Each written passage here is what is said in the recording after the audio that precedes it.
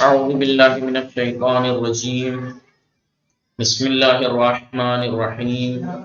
الحمد لله رب العالمين، وصلى الله على محمد وآله الطاهرين.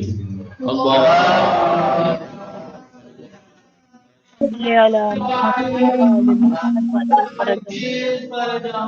السلام علیکم ورحمۃ اللہ وبرکاتہ. خیریت سے ہم سب لوگ ٹھیک ہیں؟ جوہر، علی عباس، جون، غازی، وحیم، جوہر، افنان، آپ لوگ ٹھیک ہیں؟ جی ہماری گفتگو آپ لوگ ٹھیک ہیں؟ جی گلشن زہرا ہیں جی، عرشی، تقیر، گلشن زہرا، بنت الہدا، صدف، سحر، شفا، آپ لوگ ٹھیک ہیں؟ وعلیکم السلام. گلشن زہرا ہیں. جی آقا. ہماری گفتگو چل رہی تھی کتاب آداب اسلامی 2 میں، جو آج ایک نئے درس میں جو کہ 26واں سبق ہے، بات چل رہی تھی قرآن مجید کی فضیلت کے بارے میں. جی 26ویں سبق میں کیا 25ویں سبق میں کیا بیان کیا؟ جی 4-5 چیزیں بیان کی. سب سے پہلے قرآن مجید کی فضیلت، پھر قرآن مجید کی تلاوت کی فضیلت، پھر سیکھنے کی فضیلت، پھر حفظ کرنے کی فضیلت اور سننے کی فضیلت. یہ فضیلت ہے. آج 26ویں سبق میں تلاوت قرآن کے آداب بتائیں گے کہ کیسے ہمیں قرآن مجید کی تلاوت کرنا چاہیے، کیسے ہمیں قرآن مجید کی تلاوت بولیے کرنا چاہیے. اس کے آداب بتائیں گے. قرآن مجید، قرآن کریم اللہ تعالیٰ کا کلام ہے، آپ سب جانتے ہیں، اور اس کی اللہ کی عظیم کتاب ہے. جی ہر نبی کا ایک معجزہ، کچھ نہ کچھ معجزات ہوتے ہیں. جی لیکن تمام معجزات میں اور قرآن میں یہی ایک فرق ہے کہ تمام معجزات وقتی تھے. کیا تھے؟ وقتی تھے نا. یا اب تک جو ہے وہ سورج پلٹ رہا ہے، یا اب تک چاند کے ٹکڑے ہو رہے ہیں، یا اب تک جو ہے وہ درخت جو ہے وہ آگے بڑھ کے آ رہا ہے. نہیں، وقتی تھے، اس وقت تھے، بعد میں تھوڑی وقت کے لیے تھے، تھوڑی وقت کے نہیں تھے. جو اس ٹائم موجود تھے انہوں نے دیکھا، باقی انہوں نے تھوڑی دیکھا، باقی نے صرف سنا. تمام معجزات وقتی تھے. قرآن ایک ایسا معجزہ ہے جو ہمیشہ کا ہے. یہ اس زمانے میں بھی تھا، آج بھی آپ بھی دیکھ سکتے ہیں. یعنی تمام معجزات آپ نہیں دیکھ سکتے، نہیں دیکھے آپ نے، بس سنے ہیں، پڑھے ہیں، لیکن قرآن آپ کے ہاتھ میں ہے. قرآن آپ کے بعض معجزات ایسے ہیں جو اس وقت معجزات ہو سکتا ہے بعد میں اتنا وہ نہ لگے، لیکن یہ قرآن آج تک چیلنج ہے. اس میں آج تک چیلنج ہے. کبھی بھی کتنا بھی علم ترقی کر لے، اس کے باوجود بھی چیلنج ہے کوئی اس کا جواب لا دے، اس جیسا لا دے. جی سمجھ میں آ رہا ہے نہیں؟ تو قرآن ایک زندہ و جاویدان معجزہ ہے جو کہ ہر جگہ، اور پھر اور قرآن اور معجزات میں اس میں ایک فرق یہ ہے کہ وہ وقتی تھے، یہ ہمیشگی کا ہے. وہ ایک علاقے سے مخصوص ہے کہ علاقے میں ہوئے، ہر جگہ سورج پلٹا ہے. مثلا کنکریوں نے جو رسول کے ہاتھ پر تسبیح پڑھی، وہ کیا ہر دنیا بھر میں پڑھی یا وہاں پہ رسول کے ہاتھ پہ پڑھی؟ کنویں میں آپ نے دعا پہ ذہن ڈالا، سوکھا کنواں پانی آ گیا، وہ پوری دنیا میں. جی لیکن قرآن دنیا بھر میں ہر ایک کے پاس ہے، دنیا بھر میں تو ایک عظیم کتاب ہے، اور یہ دوسری کتابوں سے ممتاز ہے، برتر ہے. اس لیے اس کی تلاوت کے بھی مخصوص آداب ہیں جن کا ہر مسلمان کو خیال رکھنا چاہیے. یہ عام کتاب تھوڑی ہے کہ کیسے ان آداب میں سے بعض کا تعلق اس کے احترام سے، بعض آداب ایسے جن کا تعلق کس سے ہے؟ وعلیکم السلام، سیما حسنی کے نام سے کون ہے؟ بعض کا تعلق قرآن کے احترام سے ہے. مثلا عام کتابیں آپ لیٹ کے ٹانگیں دیوار پہ رکھ کے یوں آرام سے لیٹ کے پڑھیے، کوئی کچھ نہیں کہے گا، لیکن قرآن کا ایک ادب احترام ہے. تو بعض کا تعلق قرآن کے احترام سے، جبکہ کچھ آداب اس کو سمجھنے کے، اس میں تدبر کرنے، تدبر یعنی غور و فکر، اور اس کے کما حقہ، جیسا اس کا حق ہے اس سے اس کا فائدہ اٹھانے کے بارے میں ہے، جن کی ڈیٹیل حاضر خدمت ہے، جس کی ڈیٹیل تفصیلات سب سے پہلا ظاہری آداب، اس کے کچھ ظاہری آداب ہیں، قرآن مجید کی تلاوت کے کچھ آداب ظاہری ہیں، ان میں سے یہ کہیں تلاوت کے وقت باوضو ہونا چاہیے، با طہارت اور صاف ستھرا، اور کتاب خدا کے حضور میں اس کے سامنے با ادب رہے۔ انسان کو چاہیے، تلاوت کرنے والے انسان کو قرآن کی تلاوت کرتے وقت باوضو، با طہارت، صاف ستھرا اور اس کتاب خدا کے سامنے با ادب رہنا چاہیے، اور قرآن کے سامنے چاہے بیٹھا ہو چاہے کھڑا ہو ہمیشہ متواضع منکسر ہو، متکبر انداز سے بچے، متکبرانہ انداز سے اکڑ نہ دکھائے۔ جیسے مثلا اکڑ کی علامت کیا ہے؟ پیر پھیلا کے بیٹھنا، ٹانگیں پھیلا کے بیٹھ کے پڑھنا، اور یوں کر کے، یہ کیا ہے؟ مختصر یہ کہ ادب کے خلاف کوئی کام نہیں ہونا چاہیے۔ جی سمجھ میں آ رہا ہے نہیں؟ کیا ہوا؟ عام کتابیں آپ ٹانگوں پر رکھ کے لیٹ کے بستر پہ ٹانگیں اس پہ لگا کے آپ ٹانگوں پہ رکھ کے بھی پڑھ سکتے ہیں، جی جناب، لیکن قرآن کے ساتھ تھوڑی ایسا تکبرانہ کوئی انداز نہیں ہونا چاہیے اس کے سامنے۔ با طہارت تو رہے، صاف ستھرا بھی رہے، باوضو بھی رہے، لیکن ادب کا بھی خیال رکھے۔ اسی طرح قاری کے لیے، تلاوت کرنے والے کے لیے بہتر ہے کہ بھائی ظاہر سی بات ہے قرآن پڑھ رہا ہے تو اس ٹائم یہ کیا ہے؟ میرا قرآن، یہ میرا منہ قرآن کا کیا ہے؟ مقطع ہے، قرآن آ رہا ہے اس میں، تو پھر ایسے منہ میں آنا چاہیے قرآن، نہ برش کیا ہے نہ منہ صاف ہے، اور گٹکا منہ میں ہو، گندا ہے،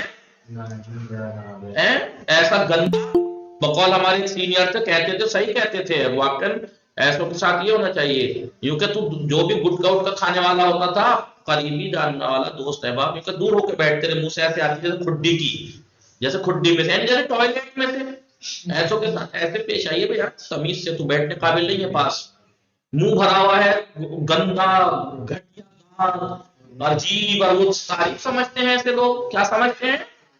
تعریف تو سمجھتے ہیں بھائی، منہ بھراؤ،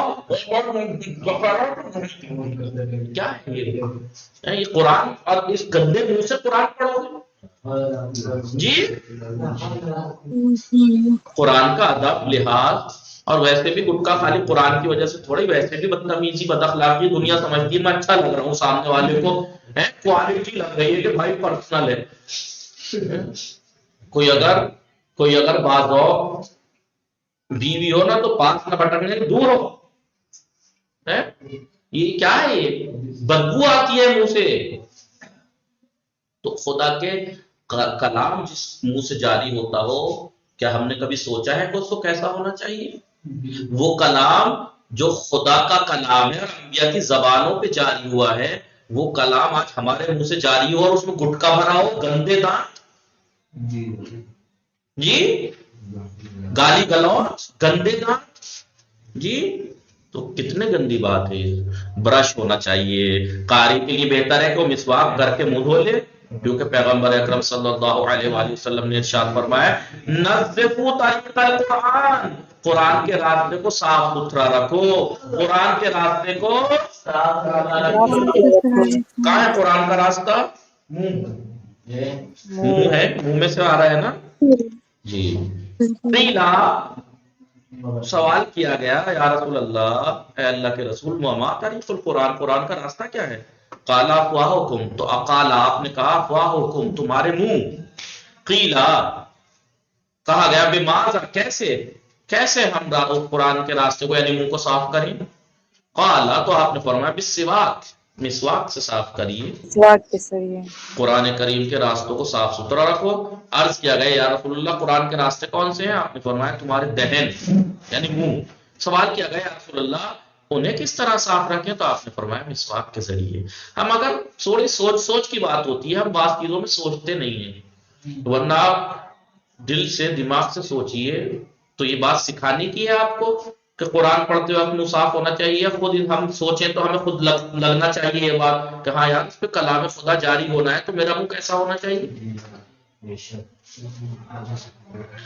آپ نے، اور اس کا قرآن نور ہے، خالی اس کے متعلق نور نہیں ہے، اس کا الفاظ بھی نور ہے۔ بے شک آپ صلی اللہ علیہ وآلہ وسلم نے یہ بھی فرمایا ہے ان افواہکم طرق القرآن، تم بے شک تمہارے منہ، دہان قرآن کے راستے ہیں. طرق طریق کی جمع ہے، طریق یعنی راستہ. فطیبوہا، اس کو طیب رکھو، بالسواک، مسواک کے ذریعے سے صاف ستھرا. تو ایک کیا ہے؟ منہ صاف ہونا چاہیے، مسواک ہونی چاہیے، اس کے آداب میں سے ایک. دوسرا قرأت قرآن کی جگہ. قرأت جب کر رہے ہوں قرآن کی تو اس کی جگہ کیا ہونی چاہیے؟ کہیں بھی بیٹھ کے کر لینا چاہیے ہیں یا اس کا بھی ادب لحاظ؟ ہر مسلمان پر قرآن کریم کا احترام کرنا واجب ہے. لہذا اب ایسا نہ کرنا کہ آپ اٹھا کے ہم ذرا ٹوائلٹ جا رہا ہوں تھوڑا ٹائم لگے گا اور روز کے اخبار کی طرح کسی دن قرآن لے کے بیٹھ جاؤ کموڈ پہ جا کے کبھی. جی نعوذ باللہ. سمجھ میں آ رہا ہے نہیں؟ آج کل فیشن ہو رہا ہے نا، یہ فیشن. گئے ٹوائلٹ میں اخبار لے کے ٹائم تو لگ نہیں ہے، وہی اخبار پڑھیں گے کیونکہ اخبار ہے یہ قرآن ہے. حمام میں جا رہے ہیں لو حمام میں، لہذا حمام یا بیت الخلاء جیسی جگہوں پر قرآن کی تلاوت کرنا جائز نہیں ہے. نہیں ہے. بلکہ ہر قاری کو تلاوت کے لیے بہتر ہے کہ بہتر جگہ تلاش کرے. وہ بہتر جگہ تلاش کرنی چاہیے بھائی. اللہ کا کلام پڑھنا ہے مجھے. جیسے مسجد ہے یا متبرک مقامات ہیں، بابرکت مقامات ہیں. جی ہمارا ایک سوال ہے آپ سے جی اسی مسئلے کے مطابق جی کہ بعض جو اہل سنت ہمارے ہیں کہ وہ جب غسل کرتے ہیں تو وہ جو ہے کلمہ جو ہے کر کے تلاوت وہ نہیں تو اپنے جسم کو خوشیوں میں بھی ہے، صاف کوئی دعائیں بتائی گئی ہیں تو وہ تو وہاں پڑھی جائیں گی. جب جن کے لیے کہا گیا ہے وہ تو کہا گیا ہے، وہ تو ہر جگہ کے لیے کہا گیا ہے. ٹوائلٹ میں داخل ہوتے وقت یہ دعا پڑھیں، نکلتے وقت یہ دعا پڑھیں اور یہ کریں اور وہ کریں، وہ تو ہر جگہ ہے. وہ تو ان جگہ کے لیے مخصوص دعائیں اور کلمات ہیں.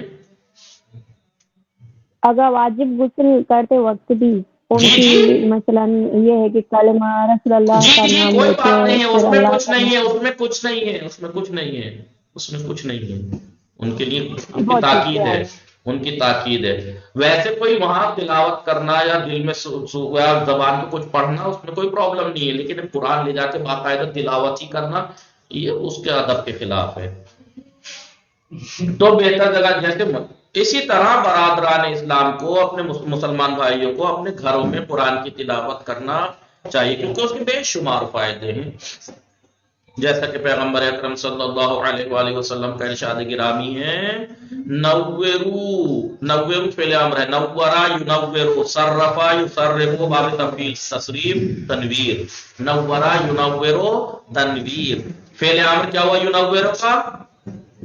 تے گرائیے تو نویروں میں سے تے نویر، نویر نویرا نویرو، تم نورانی کرو یو تکم اپنے گھروں کو. سمجھ میں آ رہا ہے؟ میں نے فعل امر اس لیے بولا کہ آپ میں سے کافی لوگ صرف پڑھتے ہیں. اپنے گھروں کو نورانی کرو، فعل امر ہے، بے تلاوت القرآن، قرآن کی تلاوت کے وسیع ذریعے سے. ولا تتخذوها قبورا، اپنے گھروں کو یہودیوں کی طرح کما فعلت یہ الیہود والنصارى، جیسے یہود اور نصارہ کرتے ہیں تم انہیں کیا کرو؟ قبر مت بناؤ. انہیں قبر مت بناؤ، اپنے گھروں کو کیا کرو؟ گھروں کو اپنی تلاوت قرآن کے ذریعے نورانی بناؤ. یہودی اور عیسائیوں کی طرح انہیں قبر نہ بنا ڈالو. ٹھیک ہے؟ کیوں آپ کبھی یہودی اور عیسائی کو اپنے گھر میں کوئی عبادت کرتے ہوئے دیکھا ہے آپ نے؟ یہودیوں کو یا عیسائیوں کو کبھی دیکھا ہے؟ ٹرائی کر لینا، نہیں ملے گا آپ کو. اپنے گھروں میں عبادتیں کہاں کرتے ہیں؟ وہ تو ان کے گرجا گھر یا جو بھی ہوتے ہیں وہ وہیں کرتے ہیں بس. تو ان کے گھر قبر ہیں. اور رسول کیا فرما رہے ہیں؟ یہودی جس طریقے سے اپنے گھروں کو قبریں بناتے ہیں، انہیں اپنے گھروں کو قبر مت بنا ڈالو، اپنے گھر کو نورانی کرو تلاوت قرآن کے ذریعے سے. سمجھ میں آ رہا ہے یا نہیں؟ جی. صلو فی الکنائس، وہ لوگ پڑھتے ہیں کنیسہ میں نماز پڑھتے ہیں وہ لوگ یہودی اور عیسائی، والبیع جو ان کے جو گرجا گھر عبادت گاہیں ہیں وہاں پر وہ لوگ یہودی اور عیسائی کرتے ہیں. وَأَعْتَلُوا بُيُوتَهُمْ، اپنے گھروں کو معطل کر دیتے ہیں کہ وہاں کوئی عبادت نہیں کرتے. تو ان کی طرح اپنے گھروں کو قبر مت بنا لو، نورانی کرو اپنے گھروں کو. اپنے گھروں کو نورانی، قبر مت بنا لو مطلب تاریخ، ان کے گھر تاریخ ہے، وہاں کوئی عبادت نہیں ہو. اپنے گھروں کو نورانی کرو.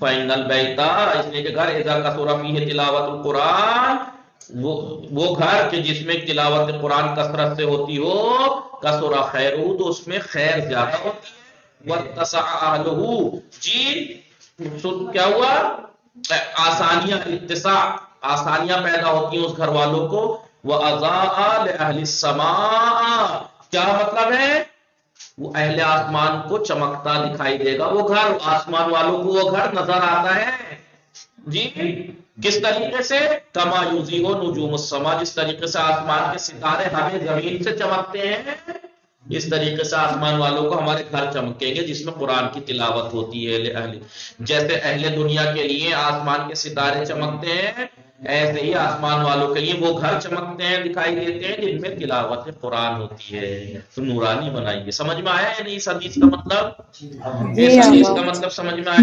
جی جناب۔ تو یہی کہہ رہے ہیں کہ اپنے گھروں کو تلاوت قرآن سے نورانی بناؤ،